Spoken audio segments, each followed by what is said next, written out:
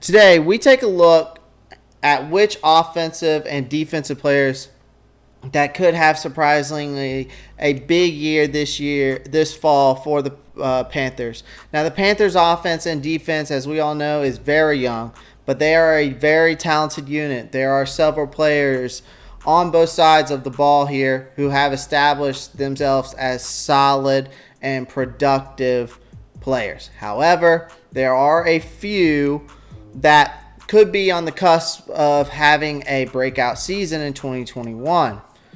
So today, we look at the top candidates to have a breakout year this year. You're watching Pantherology.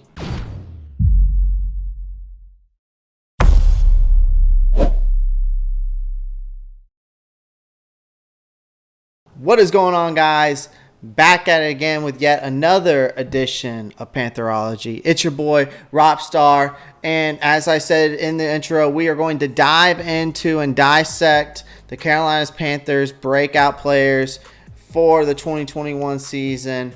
And let's get started. Let's go ahead and get into this. And the first player I want to talk about here is obviously the quarterback, Sam Darnold. So it's really hard for me to believe that Darnold will fail with all the weapons that we have surrounded him with. Having one of the top running backs in the league paired with one of the top receiving duos in the league is a formula, obviously, for success. Also, this will be the first time in Darnold's young NFL career that he will be playing with high level of trust and confidence in the coaching staff and the rest of the organization. So when you look around the rest of the NFC South, no one is expecting the Panthers nor Sam Darnold to make much noise. But if he can get this timing down with his receivers early and get comfortable with Joe Brady and calling the plays, he could have the best year of his career in 2021. Now, this next guy, not going to pronounce his name. I can't do it, and I'm just not, because y'all get on me every time. So I'm going to the defensive end, YGM. He's a young pass rusher. As we all know, he's out of Penn State.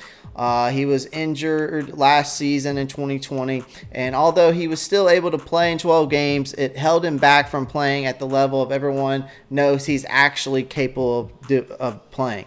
So with the signing of Hassan Reddick, there's no guarantee that YGM will have a high usage rate, but with how multiple Phil Snow's defense is and how versatile Reddick can be, YGM should find a way to make an impact this fall and take his game to the next level. Having Brian Burns rushing the opposite side will help as well. This next guy we're going to be talking about here is Dan Arnold.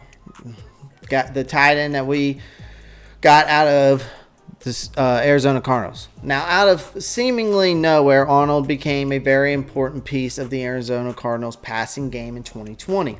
He finished the season with 31 receptions, over 400 yards, and he had 4 touchdowns.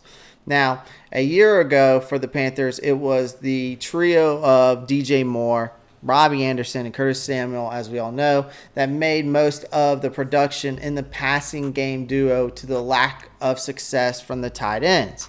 Now that Arnold is in the fold, I would expect to see Joe Brady get him involved heavily and could end up being the 3rd or 4th most targeted receiver if he continues to improve.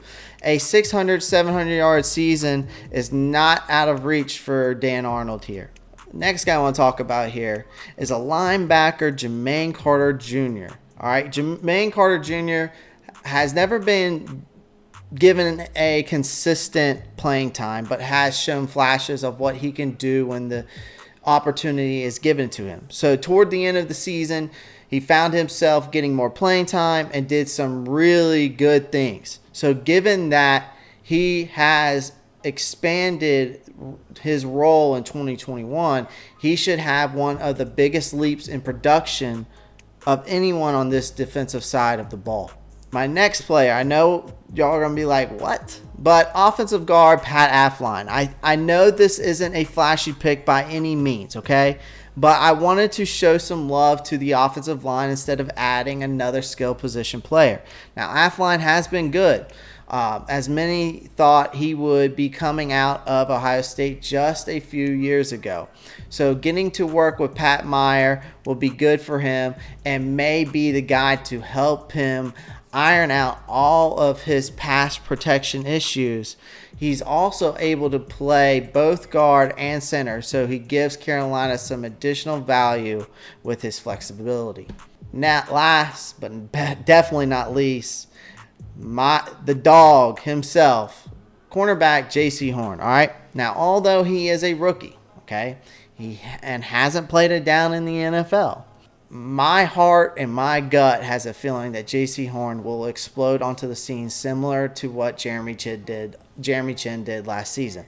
Now, Horn has that swagger, the physicality, the athleticism to hold his own, win his fair share of his matchups, even against some of the top receivers in the NFC South. So, guys, these are my Carolina breakout players in 2021. I hope you enjoyed today's video. As always, click that like button. Get that algorithm out there. The more views I get, the more it helps my channel. The more likes I get, helps my channel as well. Subscribe to the channel if you like what I'm putting out there. That definitely helps me out a lot, and I appreciate the support. Comment down below. Give me your opinion. Let me know who you think is going to break out this year. Give me a list of guys. Also, click that post notifications bell so you don't miss out on any of the new Raw content. And Panther Nation, Pantherologists, this is today's video. Hope you enjoyed. But y'all know what to do. Keep pounding.